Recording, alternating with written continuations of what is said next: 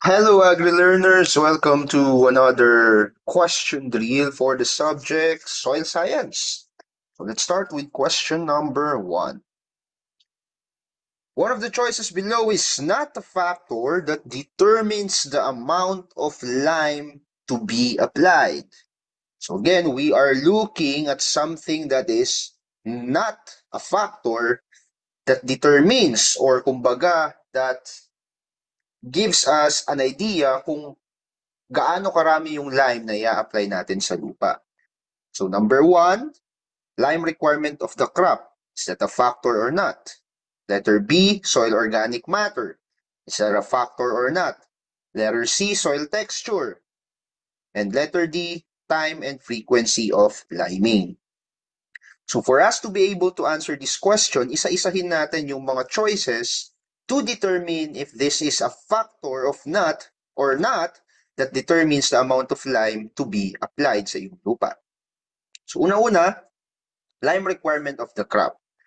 Now we know in the study of crop science and soil science as well that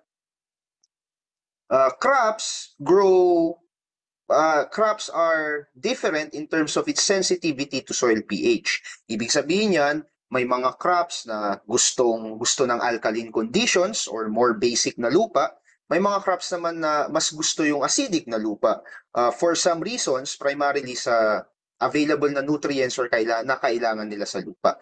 So therefore, lime requirement of the crop determines, okay? It determines kung ilan yung amount of lime na ilalagay natin sa lupa. So kapag yung pananim natin gusto niya ng mas alkaline na lupa, de mas dadamihan natin yung lime. Kapag naman mas gusto niya ng acidic na lupa or probably mas konti yung lime na ilalagay natin or hindi tayo maglalagay ng lime. So, lime requirement of the crop? Yes. So therefore, hindi ito yung tamang sagot kasi we are looking at something that is not a factor that determines the amount of lime. How about soil organic matter? Does this determine the amount of lime to be applied? So in short, yes. Why and how? Ang soil organic matter kasi natin, it determines yung buffering capacity ng lupa. So what does buffer capacity means? It is the ability of your soil to resist changes in terms of its pH. So ibig sabihin yan, gaano ba nagre-resist yung soil mo in terms of kapag gusto mong baguhin yung kanyang pH. Nagre-resist ba siya na kailangan ng mas maraming kumare, maglalagay ka ng lime, tapos agad-agad bang nababago yung pH niya or hindi? So, at some point, you might want to think of it as sensitive ba yung lupa sa changes or not? Kasi if yung lupa natin is not sensitive to changes, so mataas yung buffer capacity, you need more lime to change yung pH ng lupa na yun.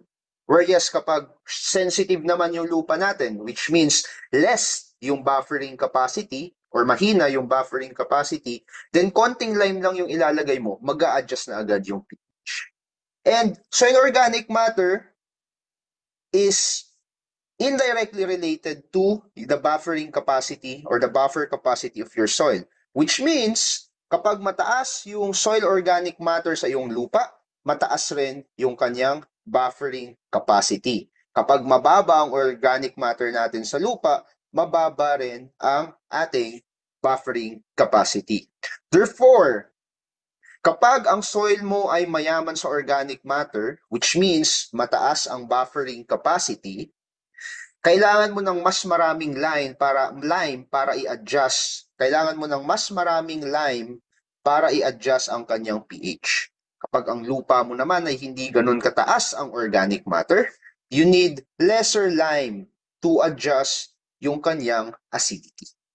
Okay? So soil organic matter, yes, it does affect the amount of lime to be applied in your soil.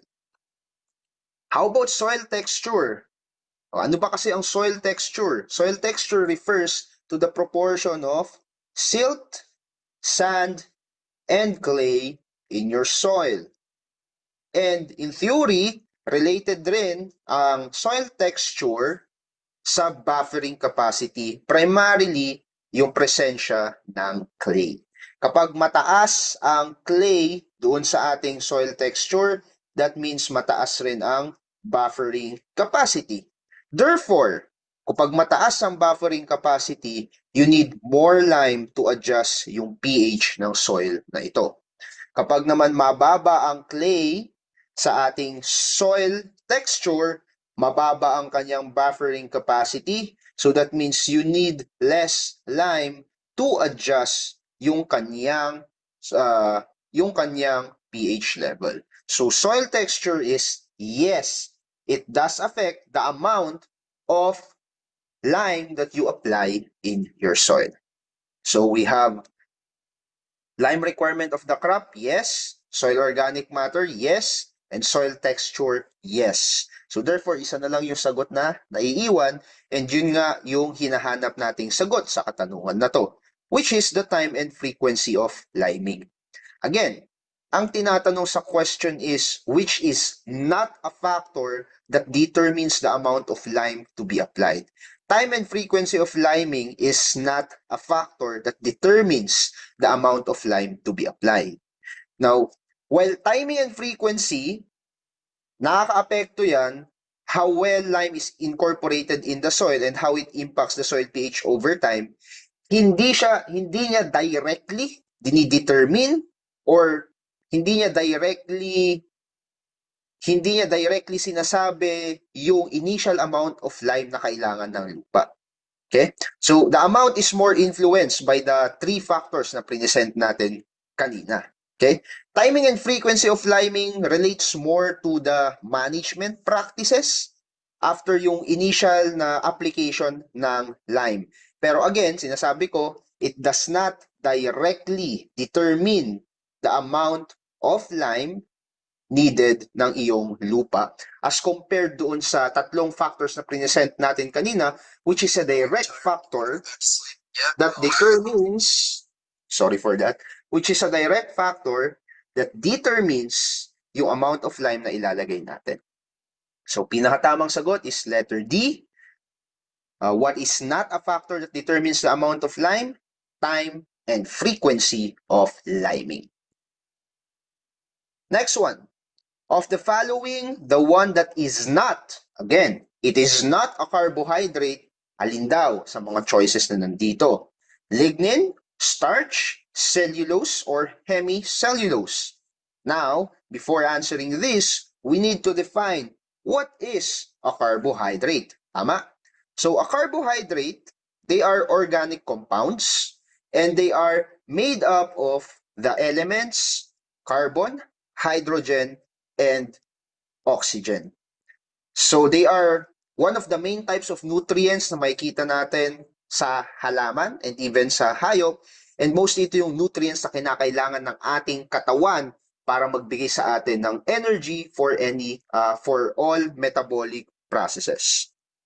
Now, carbohydrates can be classified into monosaccharides. So ibig sabihin yan yung mga simple sugars natin. Monosaccharides. So, mga simple sugars yan. Example dyan is yung ating glucose, fructose. Pwede ring disaccharides. Ibig sabihin, dalawang monosaccharides. So, disaccharides. And meron na mga tayong polysaccharides, which ibig sabihin ay maraming chain of monosaccharides. So, disaccharides, ang example dyan is ating sucrose and lactose, while polysaccharides, examples dyan ay starch and cellulose. Now, of the following choices na pinakita natin on the previous slides, ang hindi dyan carbohydrate is yung ating lignin. O bakit? Ang ating starch and cellulose and hemicellulose, these are examples of carbohydrates. Ang starch, for example, which is present ko kanina, is a type of a polysaccharide. So, ang starch natin, sa halaman lalo na, is ang pinaka-purpose niyan is storage of energy sa ating halaman. So it is made up of long chains of glucose molecules. Kaya naman kapag kumakain tayo ng halaman na starchy, we are actually breaking down yung carbohydrates na yun para gamitin ng ating katawan as a source of energy. So ano ba yung mga halaman na starchy? Like yung ating kamote, yung ating patatas, yung mais, all of these things contain starch and they contains carbohydrate doon sa mga parts na kinakain natin sa kanila.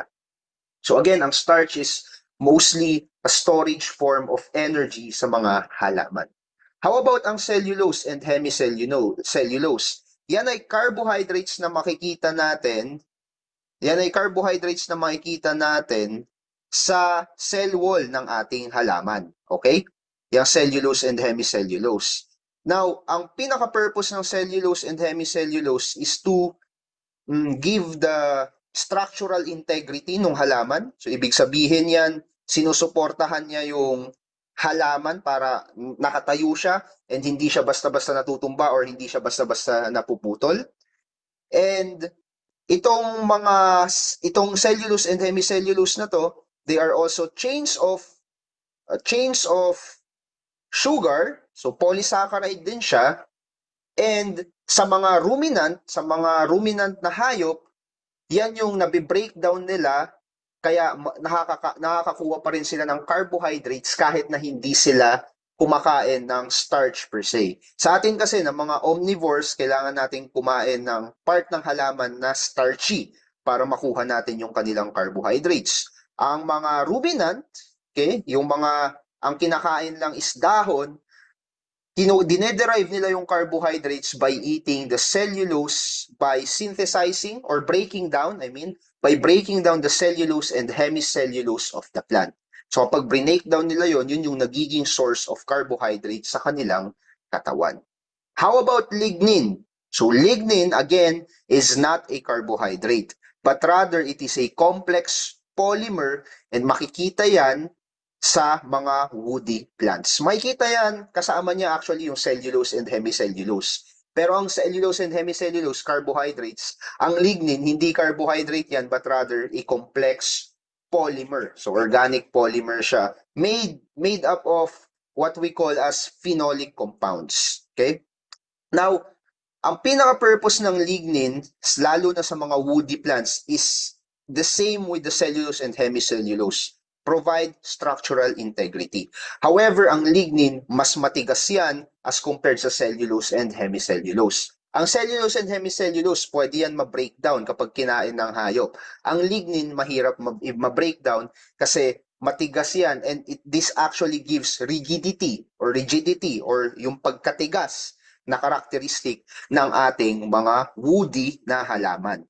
Okay? So lignin is the correct answer. What is not a carbohydrate? That's lignin. Starch is a carbohydrate. Cellulose is a carbohydrate. Hemicellulose is a carbohydrate. But lignin is not. Next question. In a very extremely acidic soil, so ang pH nun is 4.5 to 5, these elements are toxic to plants except. So kapag, alam naman natin yung concept ng pH, right? Kapag below 7 yan, acidic yan. Kapag above 7 yan, that's alkaline or basic. Kapag 7, that would be neutral. So kapag daw yung soil mo acidic, itong mga elements na to ay toxic except. So we are looking at the element na hindi toxic kapag acidic yung ating lupa. So ano yung pipilian natin? Aluminum, calcium, iron, and manganese. Again, we are looking for something that is not toxic. Okay? So isa-isahin natin. Aluminum. Ang aluminum in acidic soils, nagiging soluble sila and readily available. So mataas ang concentration ng aluminum sa mga acidic na soils. Ano yung cause nun sa halaman? Kapag masyadong mataas ang aluminum sa soil natin, kapag masyadong mataas yung concentration, nagiging toxic yan sa halaman, causing root damage and inhibiting growth. Therefore, aluminum is toxic. Kapag acidic yung ating soil, then hindi ito yung tamang sagot base doon sa ating question. How about iron? Ang iron, ganun din. In acidic soils, dumadami yan. And kapag dumami ang ating iron, nagiging harmful din yan sa halaman, nagiging toxin, nagiging lason. Primarily, ang inaapektuhan ng ating iron is chlorophyll production. Okay? And nagkukos siya ng yellowing sa halaman kapag masyado siyang marami. So, iron, again, it causes toxicity to plants, so therefore, hindi yan yung hinahanap natin na sagot. How about manganese? That's similar to iron. Kapag masyadong acidic yung soil, masyado siyang soluble, masyado siyang available sa halaman, and nagiging excessive sa kanila, and it can cause toxicity symptoms sa ating halaman. Therefore, manganese is also not the right answer. Ngayon, kung mapapansin nyo, ang aluminum, iron, at manganese, they are part of the nutrient group which we call as micronutrient. Diba? And in our previous lecture, we term micronutrient as something na kailangan lang ng halaman in small quantities. Kumbaga, sa pakbet, yung micronutrient natin is yung bagoong or yung alamang. Masarap siya kapag konti lang yung nilagay natin, pero kapag nasobrahan yung alat, hindi siya masarap and nakakasama siya sa katawan. So therefore, ang aluminum, iron, and manganese, they are micronutrients, and kapag nasobrahan sila, remember yung mga reasoning natin kung bakit naging toxin sila sa halaman ay dahil nasobrahan yung kanilang availability sa lupa, then nagbibigay siya ng harmful consequence doon sa halaman na nag-absorb ng napakaraming nutrient na ito. So ang tamang sagot dyan is actually calcium, kasi ang ating calcium is basically a nutrient group under macronutrient. So ang calcium, kailangan yan ng halaman, generally, ng mas maraming quantity. Okay? So generally, hindi yan toxic sa halaman kapag mas marami. Okay? Pero kapag kulang, nagiging problema. Pero hindi siya nagiging lason kapag marami kasi nga siya ay isang macronutrient. So even in acidic soils, calcium plays an essential role in plant health by aiding in cell wall structure, signaling, and nutrient uptake. So isa pala sa pinaka-work ng calcium ay parang calcium rin sa katawan ng tao. Pinapatibay yung ating buto. Sa halaman naman, pinapatibay yung kanyang cell wall na nagbibigay sa kanya ng maayos na structure. Now, in very acidic situations, ang calcium natin ay bumababa. Pero, again, hindi siya nagiging lason. Yun yung hinahanap natin sa question, di ba? Alin yung nagiging lason? So, sa acidic soil, bumaba man yung calcium, hindi siya nagiging lason sa halaman. Yes, may nagiging problem kasi mababa yung calcium sa lupa, pero yung main na nagiging lason kapag acidic yung ating soil is itong tatlong to. So, ang sagot dyan, calcium, yan yung hindi lason kapag acidic yung soil. Next question, this is a substance produced by one organism which inhabit the growth of another organism. So we're looking at a substance na produce ng isang organism, tapos ang purpose daw ng substance na yun ay para i-inhibit to, hindi inhabit, i-inhibit or prevent yung growth ng other organisms. So ang tawag ba doon ay pesticide, antibiotic, antigen, or antibody? Ang tamang sagot dyan is antibiotic. So why? So i-define muna natin ano ba yung tatlong to, pesticide, antigen, and antibody. So we all know what pesticide is, right? So pesticides, they are chemicals used to kill your pests, including insects, weed, or fungi, or other pathogens. Now, ang pesticide, yes, they can inhibit growth, pero they are typically synthetic or derived from plants rather than being produced by one organism to inhibit the growth of another. Again, yun yung hinahanap natin sa question. Something that one organism will produce to inhibit the growth of another. Ang pesticide, derived yan from plants or chemically synthesized, pero these are not produced by one organism para puksain yung growth ng another organism. How about antigens? What are antigens?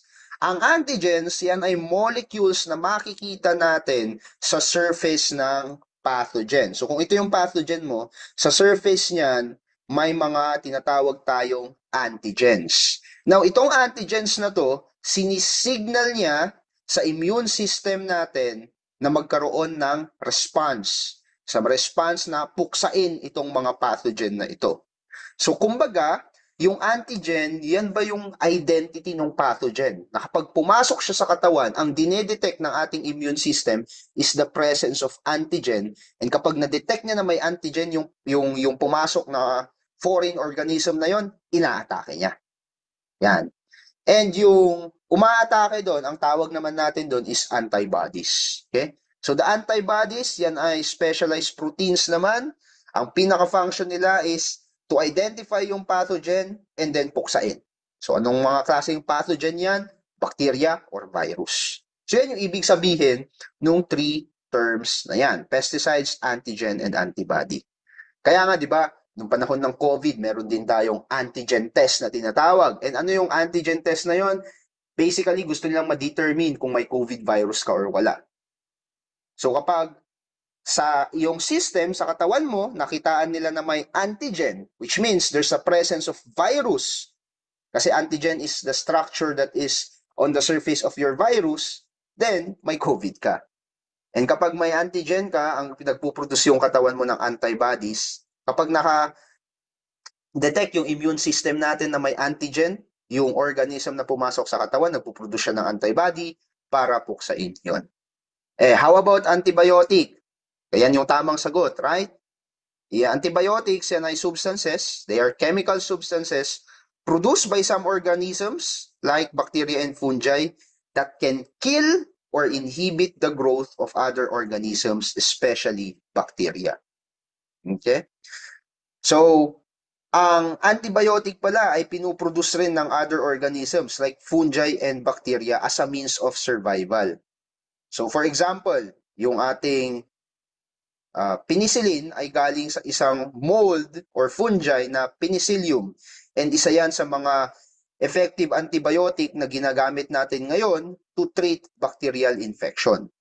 So antibiotic ay galing sa isang organism, galing sa fungi, galing sa bacteria, na pinuproduce niya para patayin or i-inhibit yung growth ng organism na nasa kanyang paligid. So ano yung iba't ibang mechanism ng pag-i-inhibit or pagpatay ng antibiotic sa other organisms na nasa paligid niya? Unang-una, it inhibits cell wall synthesis. So for example, yung mga bakterya natin, ang ginagawa ng antibiotic, sinisira niya yung cell wall ng mga bakterya na yan. And ang isang bakterya, kapag wala siyang cell wall, hindi siya nakakapag-function ng mabuti and ultimately, it will die. Pangalawang mechanism ng antibiotic is it inhibits yung protein synthesis. So, ang bakterya kasi, kailangan niya ng protein. Ngayon, kung may antibiotic that inhibits yung protein production niya or protein synthesis, mamamatay din siya. Pangatlo is it inhibits, this is not done, but rather DNA replication. So, kapag may antibiotic ka and mayroon kang kapag nag-produce tayo ng antibiotic, okay, it will interfere doon sa DNA replication ng ating bacteria.